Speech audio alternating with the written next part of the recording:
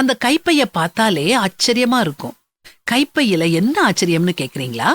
மஞ்சளும் பச்சையும் கலந்த புளூரசன்ட் நிறத்துல அது இருந்துச்சு.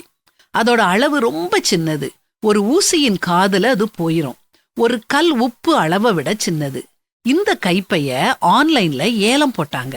ஒருத்தர் $63,000 கொடுத்து இந்த கைப்பைய வாங்கியிருக்காரு. நம்ம இந்திய ரூபாய்க்கு கிட்டத்தட்ட 52,30,000 ரூபாய்.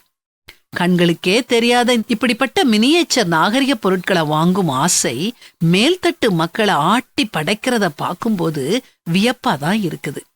எத்தனையோ மக்கள் வறுமையில வாடுறாங்க. அடிப்படை தேவைகளையே சந்திக்க முடியாம பல சவால்களை எதிர்கொண்டு வாழ்றாங்க. இப்படி ஒரு பக்கம் இருக்க, மறுபக்கம் அற்பமான பொருட்களுக்கு அதிகப்படியான பணத்தை ஒரு கூட்ட மக்கள் செலவிட்டுக்கிட்டு இருக்காங்க. இது ரொம்ப மன வருத்தத்தை கொடுக்குது இல்லையா? இதுல உண்மை என்னன்னா, இப்படி அபத்தமான ஆடம்பரமான கைப்பைகளை வாங்குறது இவங்க நோக்கம் இல்ல. யார்கிட்டயுமே இல்லாத தனித்துவமான பொருட்களை வாங்கி குவிக்கிறதுக்கு இவங்க முன்னுரிமை கொடுக்கறாங்க.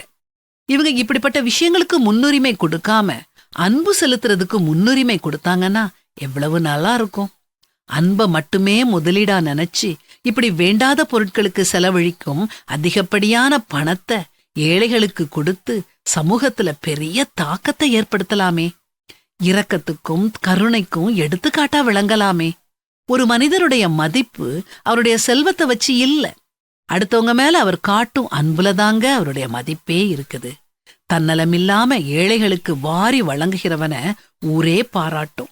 ஏன் இந்த உலகமே பாராட்டி போற்றும். தேவ மனிதராகிய பவுல் சொல்றத கேளுங்க.